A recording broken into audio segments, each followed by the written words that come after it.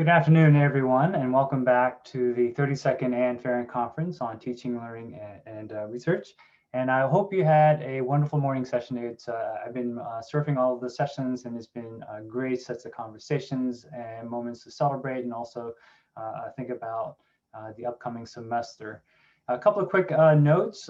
First, I hope you had some time to grab some nourishment for this plenary. I'm a little disappointed that we weren't able to meet in person to eat together and talk amongst one another. Hopefully we'll be able to return to that activity next time we meet for the Ann Farron Conference. One quick note, please, when you get the session evaluations, please fill them out. As I said before, this is really important to the work that we do in supporting all your efforts as well. And to kick the afternoon plenary off, I want to invite Acting Provost Peter Starr to provide some remarks and then to kick off the panel. So Peter. Thank you, Keo, and thank you all for joining us today. I want to especially thank Keo and congratulate you and your colleagues in CTRL on the success of this 32nd annual Ann Farron Conference on Teaching, Research, and Learning. Your leadership and that of the conference's namesake, our colleague and several-time provost, Ann Farron, have made this conference a singularly important milestone in American University's academic year, and really a hallmark of our commitment to outstanding teaching, research, and learning. I expect that all of you, like me, ushered in the new year with the hope that 2021 would mark a real step forward over 2020. The insurrection of the Capitol on Wednesday clearly dashed that hope, at least for the time being. All that we at American University proudly stand for, our commitment to racial justice, to democracy, to the rule of law, to truth and the power of facts, and to critical analysis even of our own beliefs and convictions. All of those ideals were profoundly violated that day. Let me be clear, our university is far from perfect. We strive to make our classrooms more inclusive and welcoming to all students, thanks in large part to the excellent work of Keo and his colleagues. But too often we fall short. We value our community, as evidenced by today's conference. But we've yet to fully crack the code on realizing a sense of community that foregrounds our common purpose while still recognizing and honoring individual needs and passions. Or to take the topic of today's panel, we strive to make the process of faculty evaluation as equitable as possible, but continue to find structural biases in the disciplinary norms by which faculty have historically been evaluated. These challenges are as massive as they are important. But it's only by chipping away at them together through work like that of the Task Force on Equity and Faculty Reappointment, Tenure, Promotion, and Merit, about which I expect you'll hear today, that we will make meaningful change. In my 30+ years as a professor, dean, and now acting provost, I've never known a spring semester, at the beginning of which my colleagues were so tired and frankly distraught. Tired of a pandemic that has robbed us for a time of the many interactions with students and colleagues that really are the joy of academic life.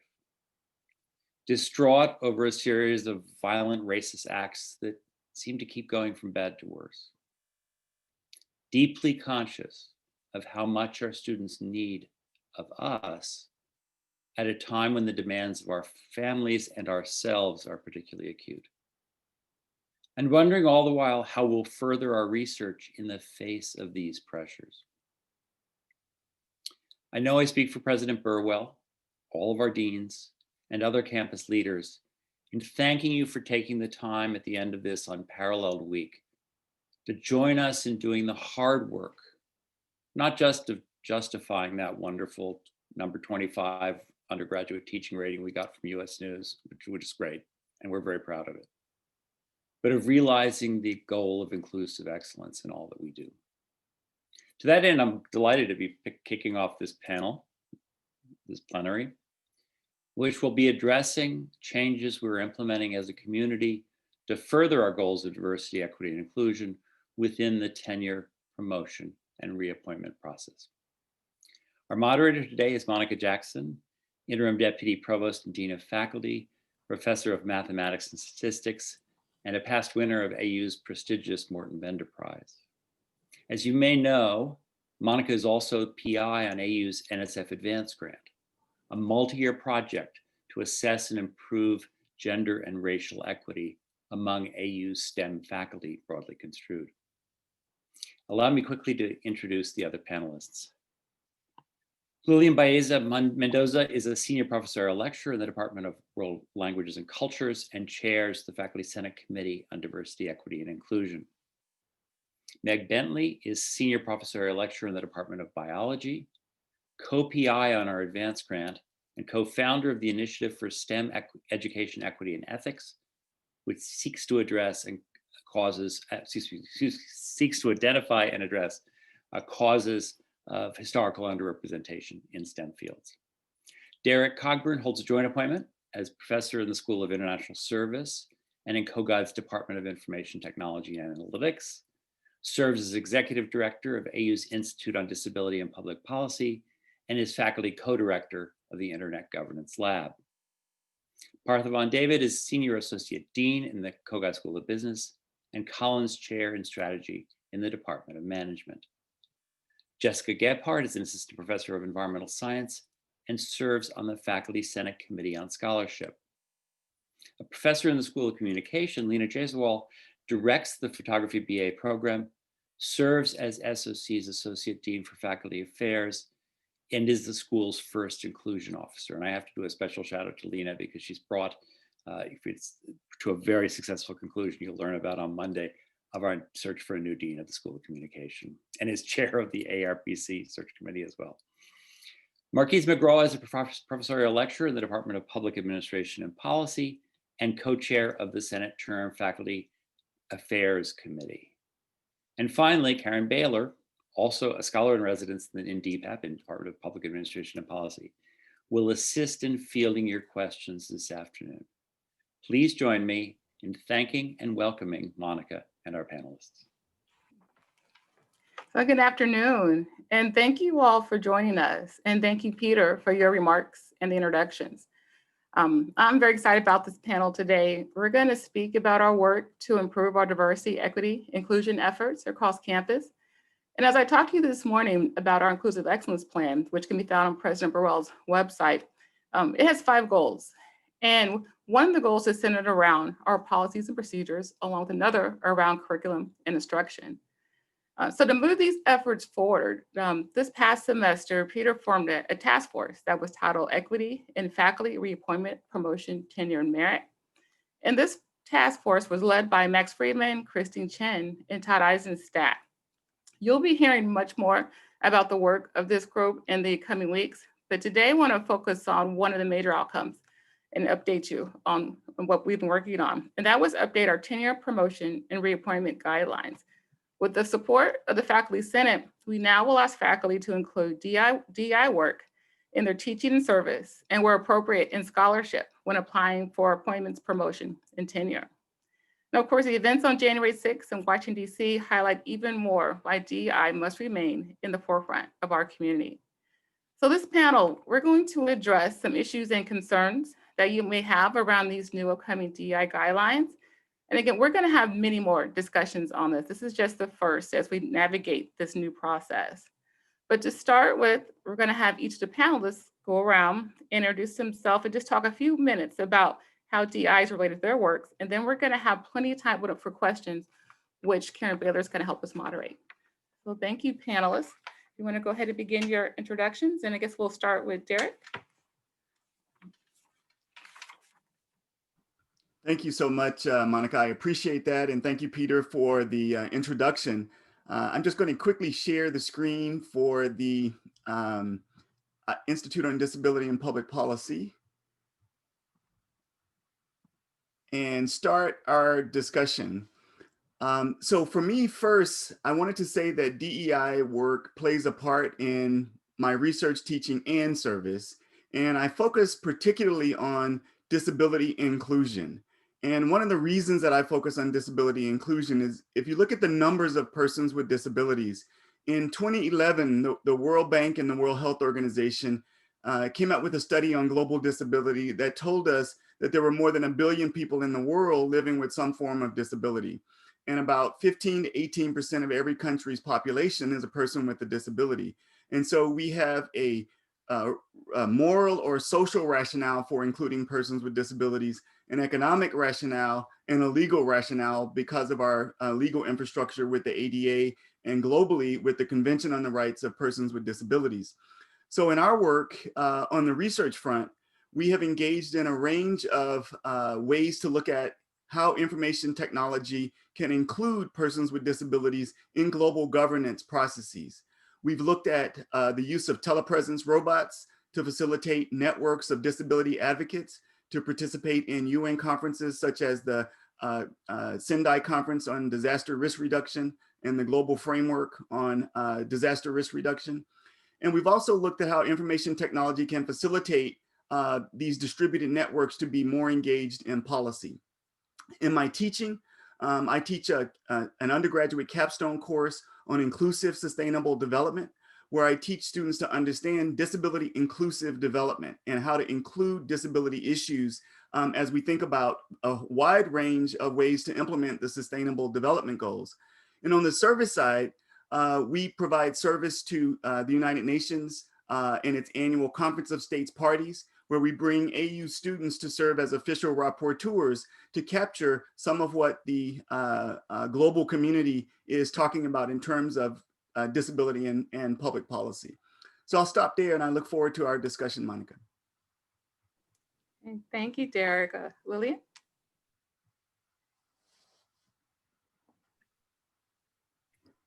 There you go. I wanted to unmute myself.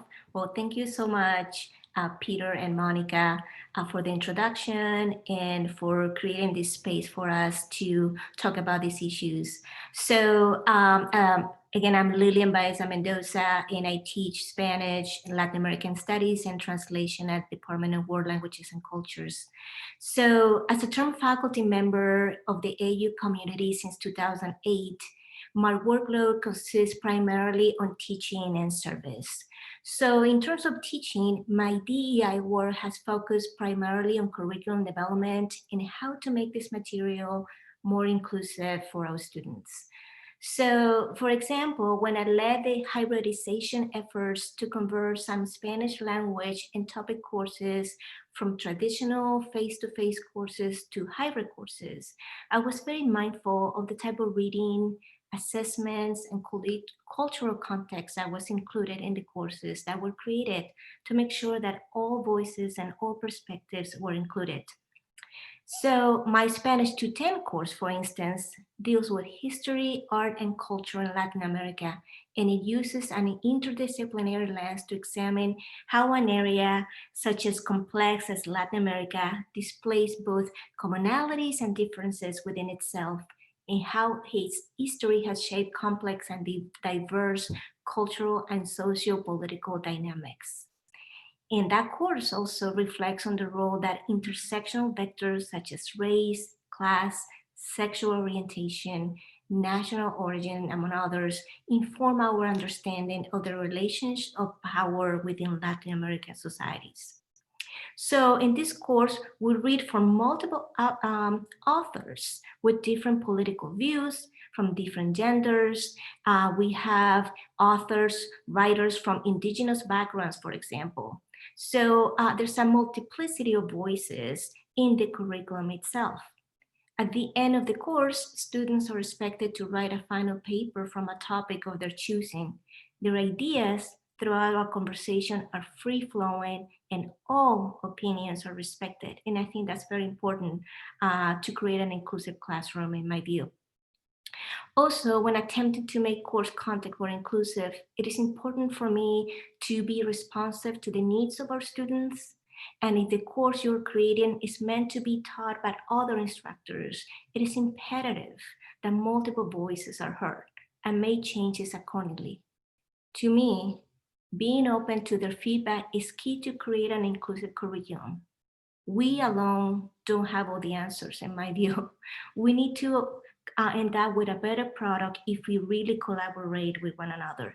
So that, I would say, is one of the main areas to me that would make a classroom or an idea more inclusive. Also, I would like to share that in collaboration with two of my dear colleagues at World Languages and Cultures, Professor Gerfen and Professor Cruz, we're currently working on building a Heritage Spanish program, which is a language program geared specifically to support Heritage Spanish language students. The program consists of a sequence of language courses that are tailored to the talents and the needs of those students. So far, we have built 3 language courses for Heritage Spanish speakers, and students have been actively involved in the process. One of our students, Kimberly Rodriguez, has been co-creating this program with us, and we are very, very happy with this idea. And she's also our student ambassador. So as you can see, collaboration not only among faculty, but also with students is key to create this inclusive environment. So in terms of service, I have dedicated a substantial portion of my career at AU to efforts related to diversity and inclusion. For example, I have the fortune to teach AU Experience 2 some semesters since spring 2019.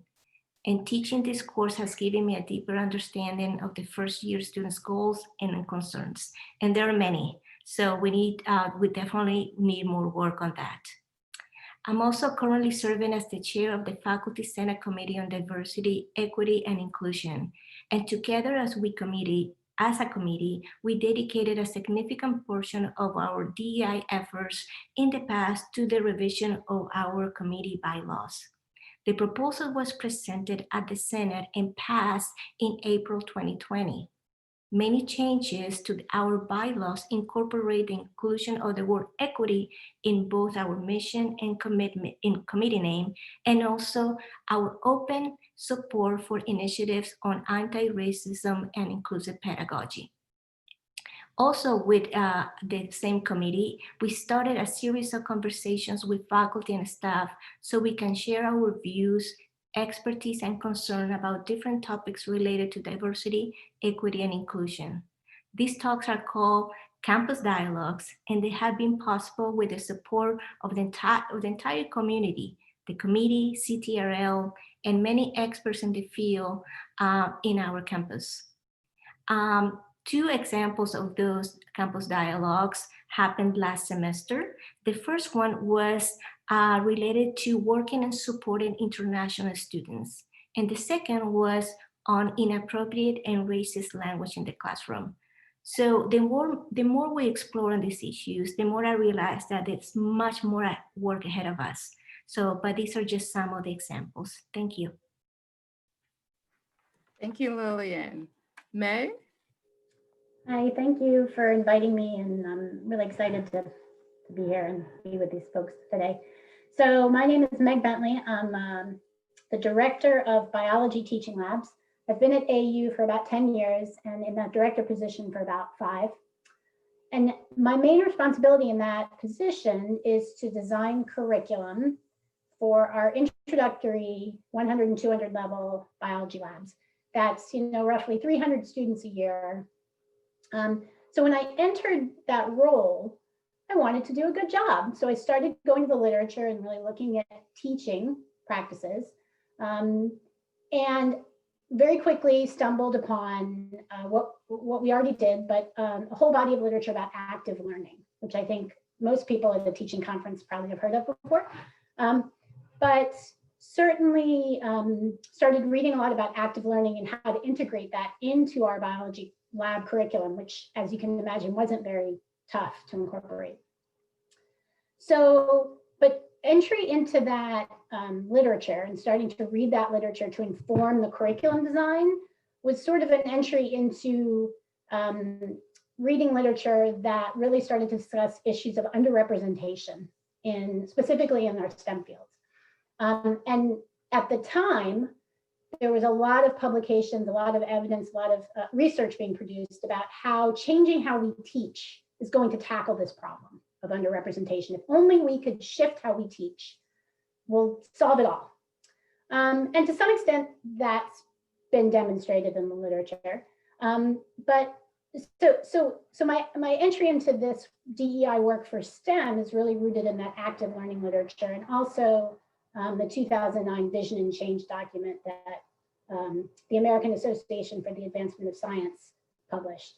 And so my entry into this has really been through teaching and trying to make sure that the teaching is effective and effective for as many students as possible. But because of those DEI efforts in teaching, it's interesting because I've been able to adopt and sort of adopt and start doing research on our curricular developments. And that's really been illuminating for myself and term colleagues in my department and in the sciences, because we can now start to link and do research in DEI work, as well as improve our teaching. And so I wanted to talk just a little bit about how as a faculty, I think we can approach this work. So I think the most important thing is that everyone on the faculty is responsible for doing this work. You don't get a pass because you're white. You don't get a pass because you teach natural or physical sciences. You don't get a pass because of rank, and you don't get a pass because no one ever taught you how to do it.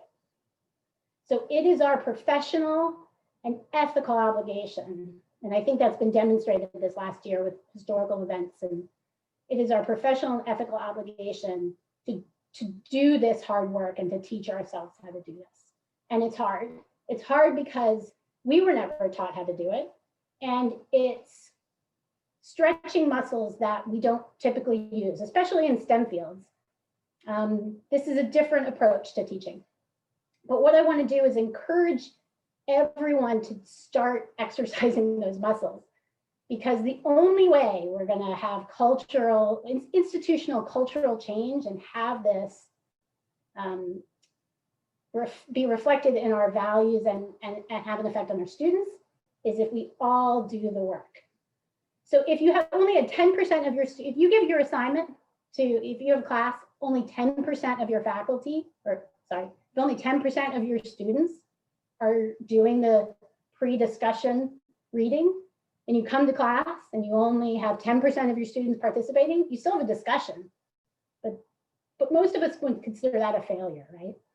So I really want us to think about expanding who does this work to every single person on campus. And if we all do a little bit, we can really have a huge impact on our institution. And I'll end there. Thank you. Thank you, Meg. Very well said. Parthipan.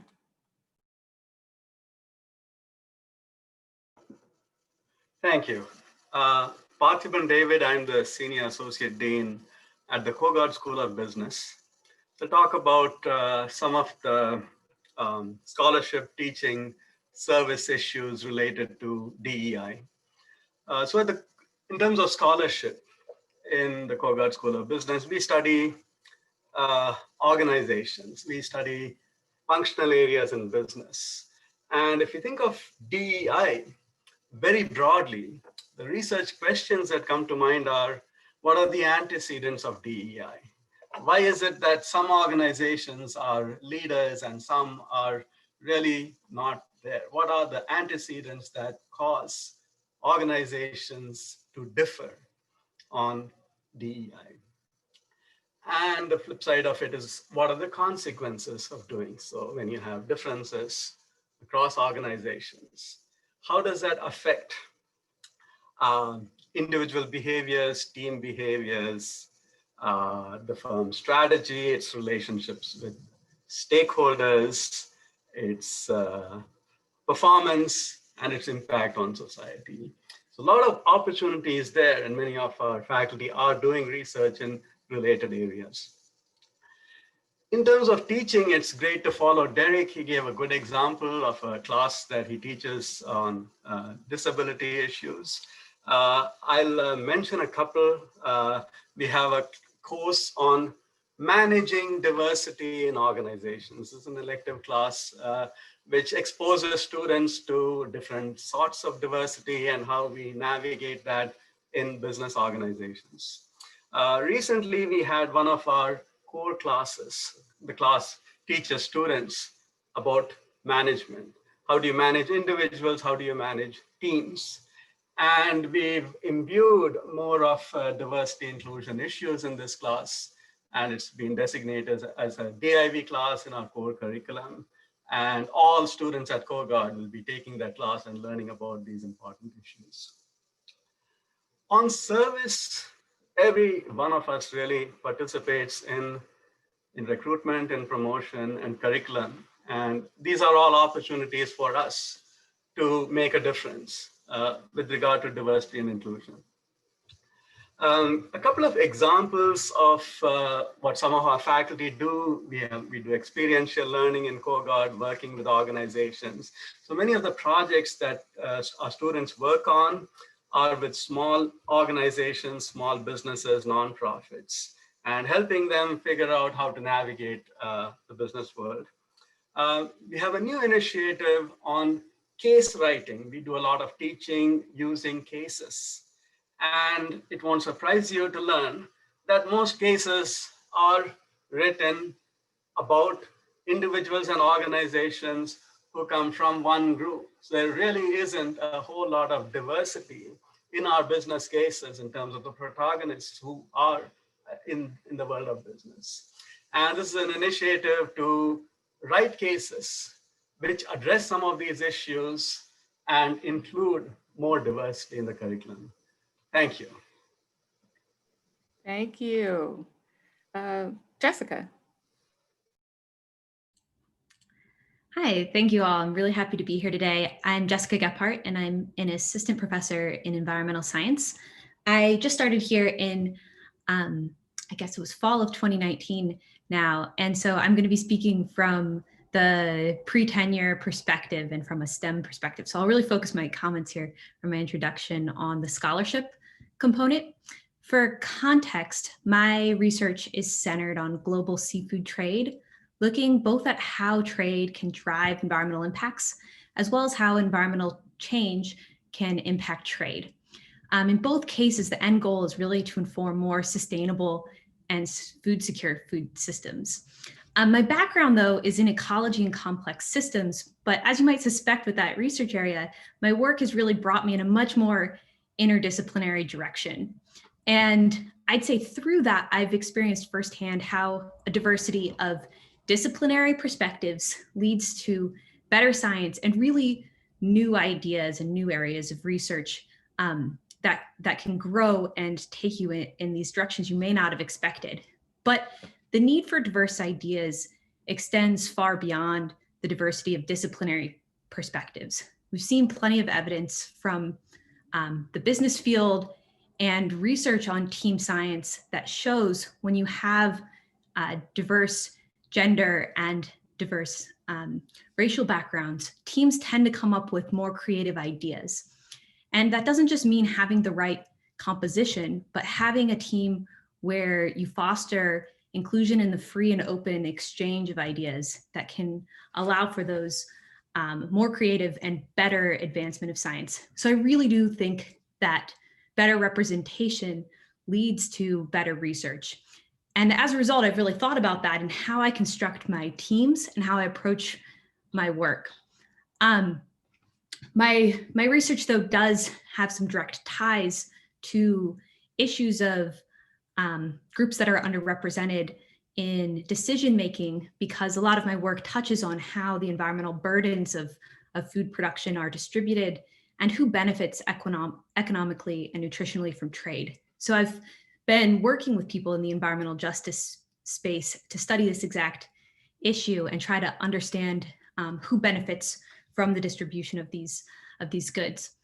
But I don't think that you necessarily have to be focusing specifically on these issues of justice to be touching on issues of diversity and thinking deeply about representation on your teams. That, of course, on one hand can mean including the right diversity of perspectives when you're dealing with more global issues. Many of us talk about issues of globalization or study phenomenon at these larger scales, and bringing on the right geographic representation is actually critical to capturing the range of systems that are occurring and actually producing the right answer. So I think that that's one area where all of us can do a lot better job. But even if your work isn't operating on those scales, or if your work doesn't directly touch on equity issues within the sciences, many of us need to think more about how we approach diversity in the context of our research mentoring. This includes ensuring that the advertisements of positions reach a diverse applicant pool, and that can mean needing to do the work to be plugged into those communities and reach out to some of the groups present within AU that focus on these issues to make sure you're getting top-notch applicants from a diverse pool. It also means thinking about where you're going to spend your time and provide some of those extra mentoring opportunities to address the gaps that we know exist in mentoring. We can build these very issues into the grants that we write as well.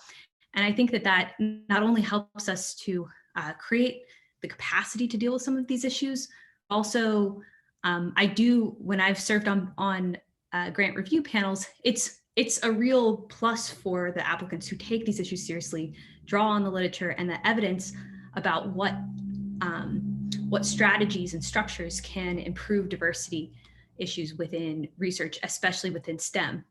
And so one of those very issues is that of writing in fewer but fully funded student research positions, so that students who may not have an extra economic safety net to fall back on can have access to those opportunities. And another is if you're writing proposals for workshops or conferences, to include structures to prepay for all expenses so that participants who might be coming from lower income backgrounds don't have to foot that bill until the months pass for being able to get reimbursed. But all of these kinds of mentoring, it doesn't come at no extra effort on yourself. If you're going to recruit URM students, you also need to think about how to create a safe and inclusive space within your lab. This can mean things like doing the extra research on what concerns might exist and maintaining an open conversation about safety issues. I know that many women who've worked in labs have felt uncomfortable at different times being alone in labs or offices in evenings and weekends, or when it comes to field work, you might need to make extra adjustments for thinking about what you're asking your students to do, maybe sending women to remote areas or sending students of colors to rural areas that might be potentially more hostile or make them feel unsafe. So I think there's a lot of work that we have to do to address these issues, but I think there are also a lot of opportunities for anyone, regardless of your particular research focus, to address these issues. Thanks. Thank you, Jessica. Lena? Thank you. Thank you for having me as part of this panel. DEI is in everything that I do with my work at AAU. It encompasses my teaching, my service, and clearly my research. I am the director of the photography program. I'm also the Associate Dean for Faculty Affairs in the School of Communication. But today I'm going to be speaking with my faculty hat on.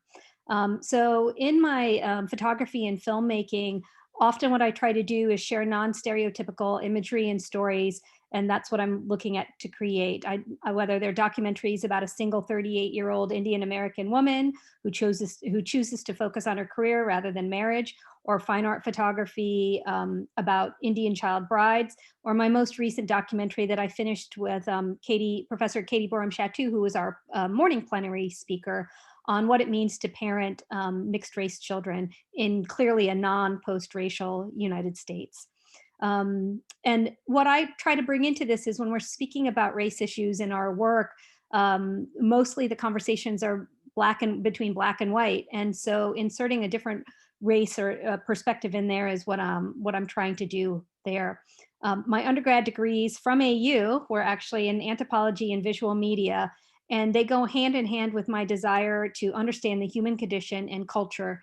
And my own work influences my teaching and service. It's important to understand in the United States that the percentage of working artists whose primary income comes from working the arts is only 3.9% for the Asian population. So in my teaching, if I can introduce other examples, some of the students in my class might identify with these artists. They can see themselves in the class. They can see themselves in these artists. And often I have students coming up to me and saying, I didn't even know that this was a career possibility. So it helps to open up avenues and doors. To me, it's really important in my teaching to change the way that I have traditionally taught. And I really appreciate what the comments that Meg had to say about how we all have to do the hard work. When I took on teaching history of photography, I decided purposely, this was a new course for me to teach.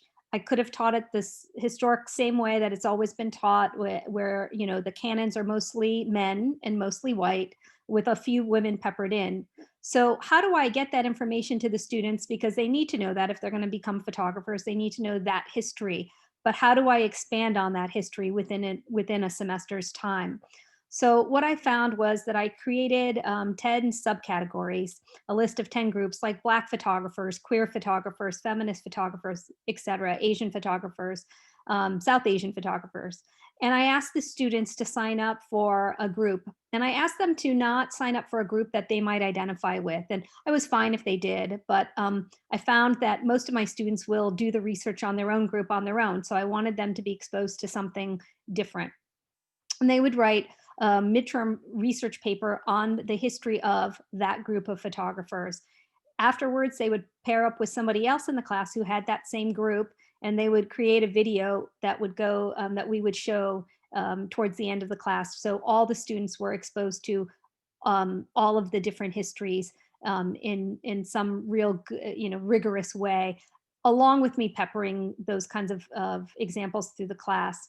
And what I found is that the students really have appreciated, because now they understand that we just don't live in this bubble, and photography was not just invented by Westerners and live in this world.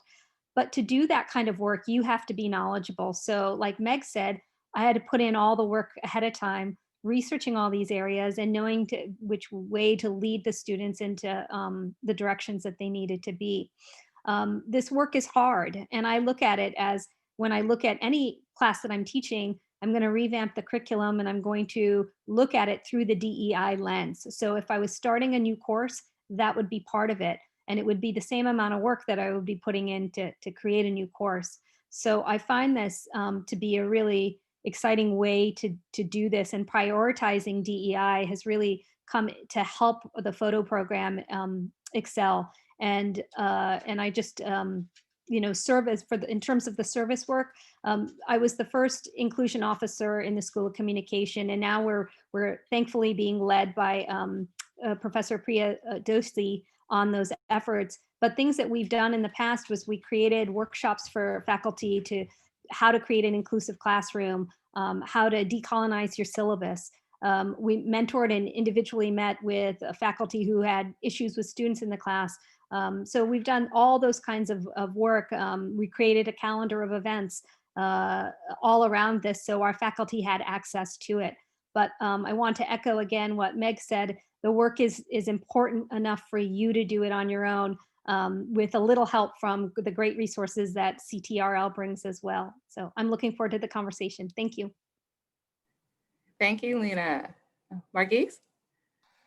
Sure. All right. So thank you so much for having me on this panel. It's a pleasure to be here. So my name is Marquise McGraw, and I'm a professorial lecturer in the Department of Public Administration and Policy in SPA.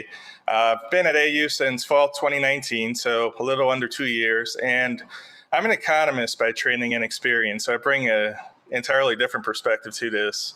I teach. I'm going to focus most of my remarks here on my teaching. I am co-chair, along with Carolyn Parker, of the Senate Committee on Term Faculty Affairs too, and there we also work heavily to integrate different perspectives from amongst term faculty and make sure those concerns are raised and centered as appropriate. So I'm going to focus the rest of this on my teaching though. So I teach some courses that are purely technical. So some examples of these are cost-benefit analysis, statistics, financing government services, and I also teach our policy practicum for our master's students in public policy.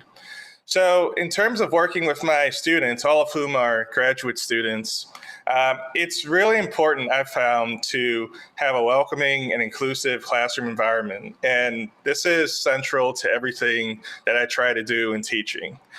In fact, I am a believer that teaching is about developing and cultivating relationships first, and not just a one-way relationship where, you know, the teacher imparts information on their students, but a two-way relationship. Because it's only then where real teaching can happen.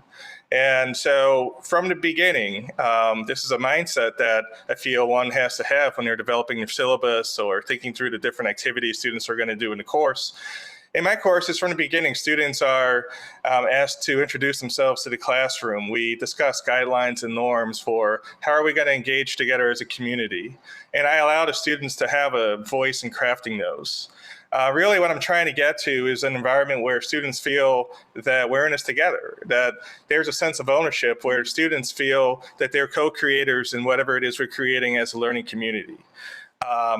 So that also helps with content as well, because then we're not so much talking about, you know, is that a silly question, or, you know,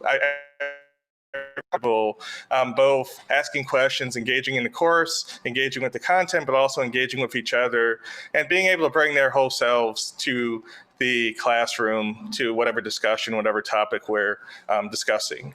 So I found over time that sometimes my economic students tend to be a little more on the introverted side or a little more reticent to share. And so I try to provide a variety of venues for students to participate so that they can feel this ownership.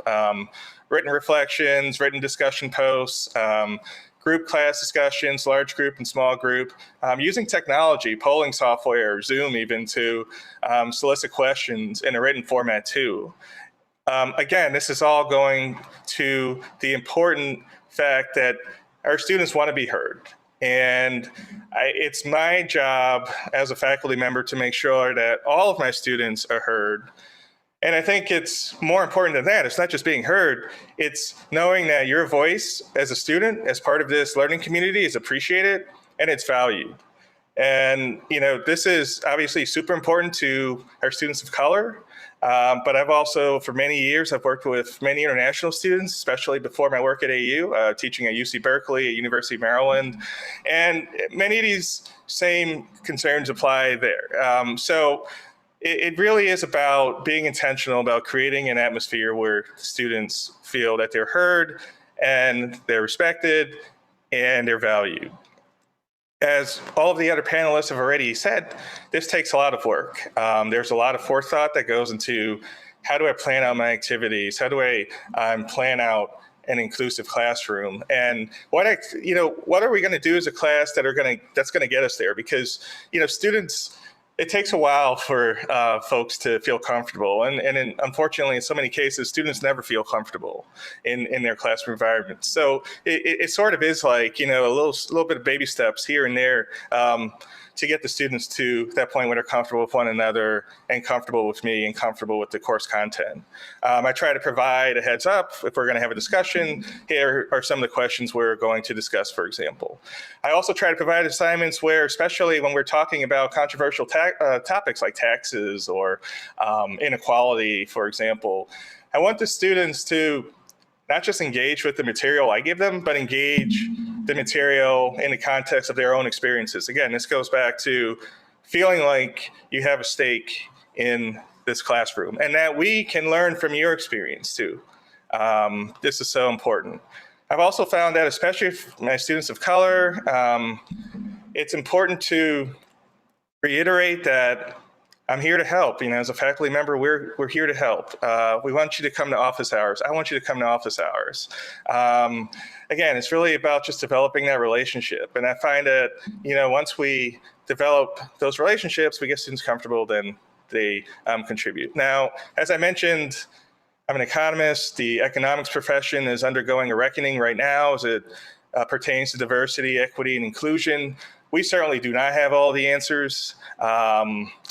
I think this panel is just a step in starting for all of us across AU to think about these issues and to think about how we can creatively address these issues in our classroom, in our service work, in our research, et cetera, et cetera. So I'll stop there. Thank you. Thank you. And Karen, have you introduced yourself? Indeed, yes. Thank you, Monica. Hi, everyone. I'm Karen Baylor, Associate Dean of Faculty, and one of Marquise's colleagues also in the Department of Public Administration and Policy. And we have time for a few questions that we can take live, but I want to mention also that if you have more questions than we can get to in this session, please go ahead and put them in the box anyway, because we will have a transcript of these and we'll provide them to Peter and Monica and make sure that the questions are answered in other venues if we can't get to all of them today. So a first question that we have, Meg, this is for you. A few colleagues, say that they've really never had an incident arise in the classroom. And they say that this is, largely because the types of topics that they teach, really, it's not about social issues that necessarily lend themselves well, to these questions arising. But is it possible and even probable that incidents are happening beyond the faculty members' knowledge? And if so, then how, as faculty, can we get ahead of these types of incidents and the microaggressions that might be occurring that we are not recognizing? Yeah, this is a good question. And this is something that I think STEM folks and I wrestle with. And I would say that just because, well, nothing's ever, if you've never had an incident in your classroom, great, because those can be uncomfortable. But just because you haven't had an incident in your classroom doesn't mean there are issues there that the students are aware of and that need to be addressed and thought about and investigated and interrogated. And so, and this is true, I think we've seen this year in terms of biology, right?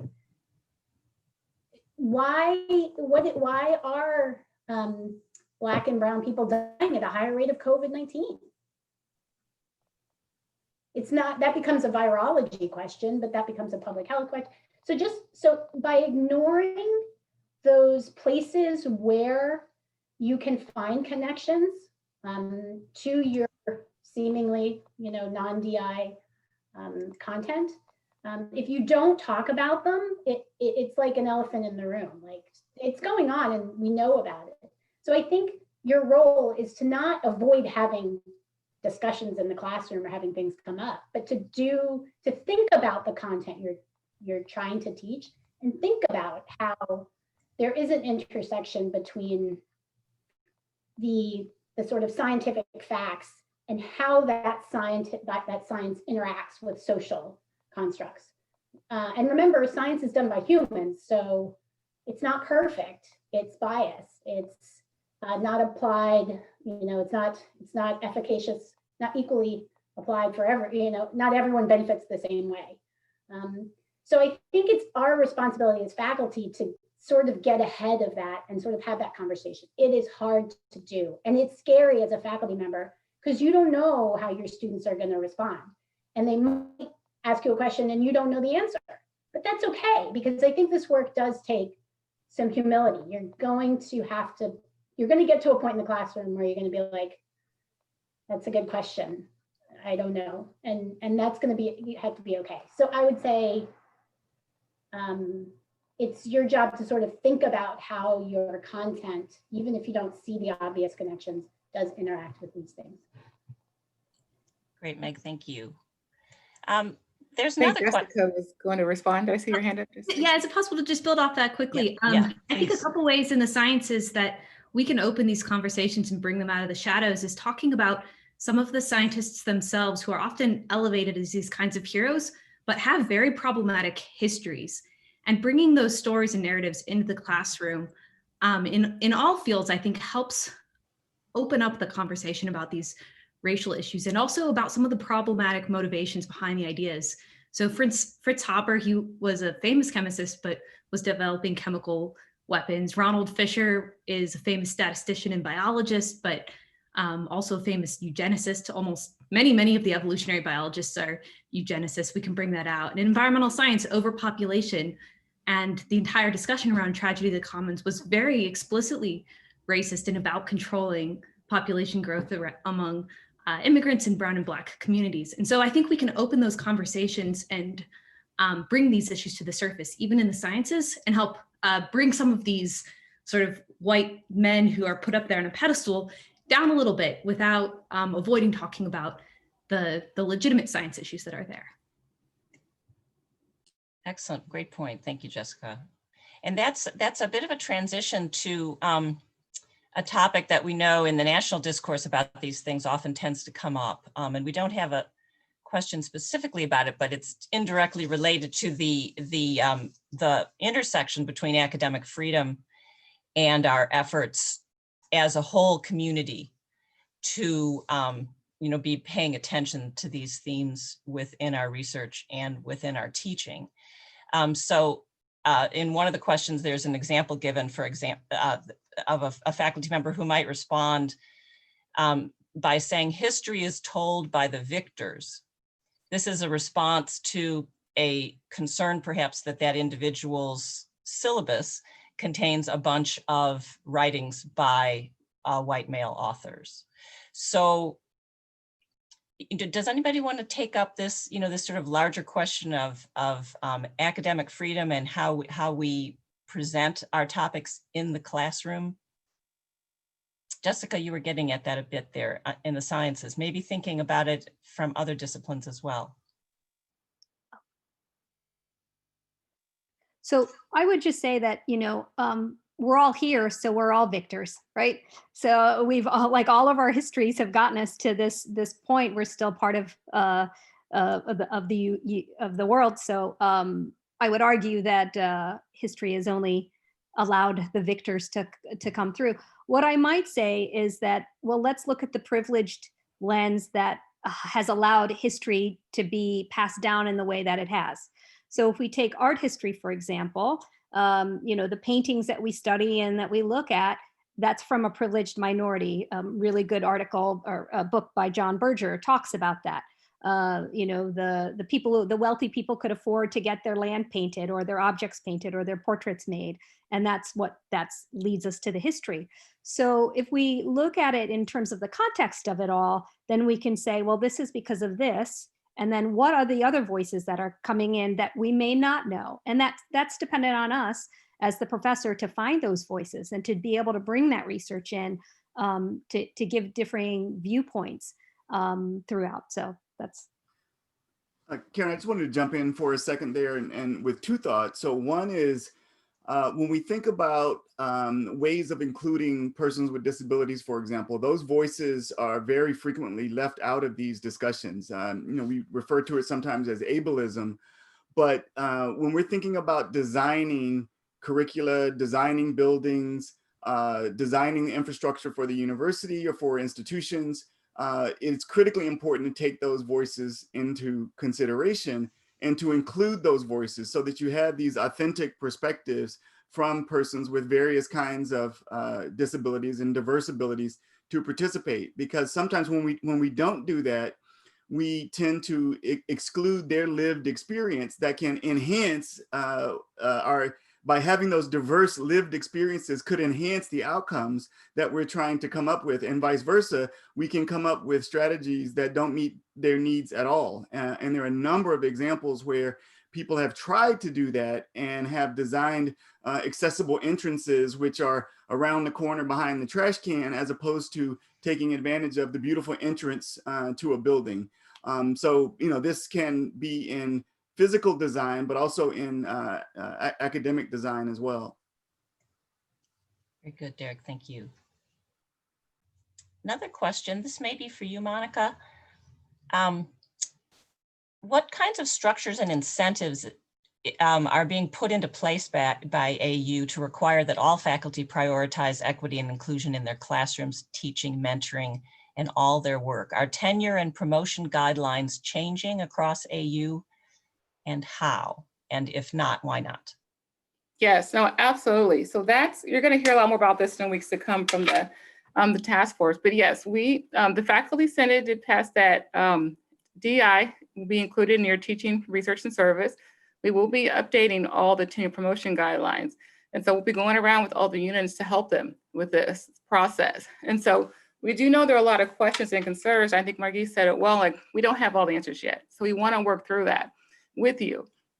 And so CTRL will be helping. We're going to have the task force going around with the units. So we do welcome the difficult questions and concerns that you have so that we can work through this together. But yeah, the biggest incentive is going to be will be a part of our tenure promotions and reappointments.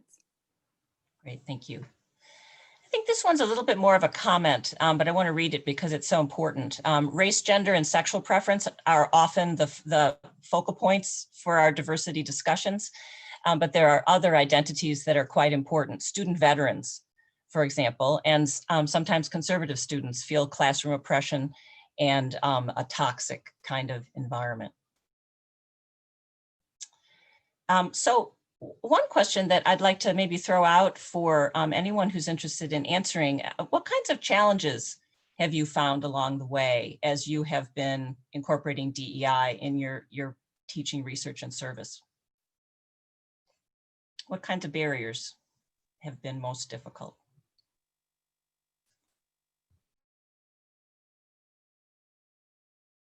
So I want to, maybe I can bring up a little bit. So inclusion is about everybody, right? And so we really need to keep that in mind when we're teaching. This is mostly about the comment beforehand. Mm-hmm. And if you do things in your classroom from the beginning where you set, you work with the students to set a set of standards of how you're going to discuss things, how you're going to keep things to the topic on hand. If it's not, an issue that just popped up like what happened on Wednesday. If you're discussing topics at hand, then you set guidelines on how students are going to behave and how they're going to talk about the work. And that way, the conservative voices don't get lost out or drowned out by the other voices that are in the room. So preparing your students and telling them day one, working with them to create an environment where a discussion can be had, and that it's not going to be name calling and nasty, but that all voices can be heard in a calm way, is one thing that I would encourage. I would just add as well, one of the barriers, Karen, for me is that I think sometimes people have a narrow vision of what they think of as disability. And in some cases, it's only about physical disabilities. And you think about, designing a ramp or an accessible entrance from the perspective of a physical disability, which is critically important. But the disability communities are incredibly diverse with a range of different kinds of needs. And so if an institution or a faculty member tries to address only one type of disability, you are excluding other ways of thinking and other ways of addressing disability as well. And from a teaching perspective, there is a focus on accessible design for learning, where you design your classroom and you design everything that you are presenting to meet a range of learning styles and a range of needs, so that you're not saying, I'm just going to cater my accessibility design for one group, but you're designing your learning infrastructure so that it meets a range of needs and not only one. Lillian. Yes, thank you. I just wanted to add that one thing that we might consider is revising our participation guidelines in our classroom, because speaking in front of the classroom, if a student feels that perhaps their perspective, it might be different from most, might be quite intimidating. So one thing they can do is basically look for different ways of creating participation credit for students that might be helpful. I'm thinking about journaling, for example, in Blackboard. I'm not sure how Canvas is going to work. I need to find out that later. But when you do journaling, for example, in my classes, I tell that the questions posted are the same question from everyone, but the answers are private and only me would read them. And I think really helps those students that feel quite uncomfortable in the classroom, maybe to show their perspective. So things like that, I think, are at our disposal for us to consider. Thank you. Unfortunately, time went fast and we are out of time. And so I want to thank all the panelists for doing this. This is very important work. It is part of our inclusive excellence plan. And as you see, we still have a lot of work to do in this arena. And so we want your help. We want your support in doing this. So as I said, we'll be having many more conversations about this. We will answer the rest of the questions. I'll send those out to you. So we're going to keep those, but please feel free to reach out to us at any time. And thank you all, and please continue to enjoy the rest of the conference. Good afternoon, everyone. I'm Anna Olsen from CTRL. So many big thanks to Monica and all the faculty panelists for this very interesting conversation.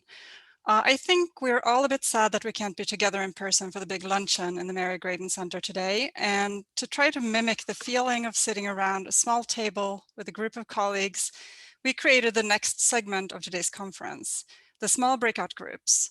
On the conference website, you can either browse through and choose from a number of thematic breakout groups, or you can take a chance and join the social roulette session, where you'll be randomly placed in a small group with a few colleagues, just like in the Mary Graydon Center during lunch.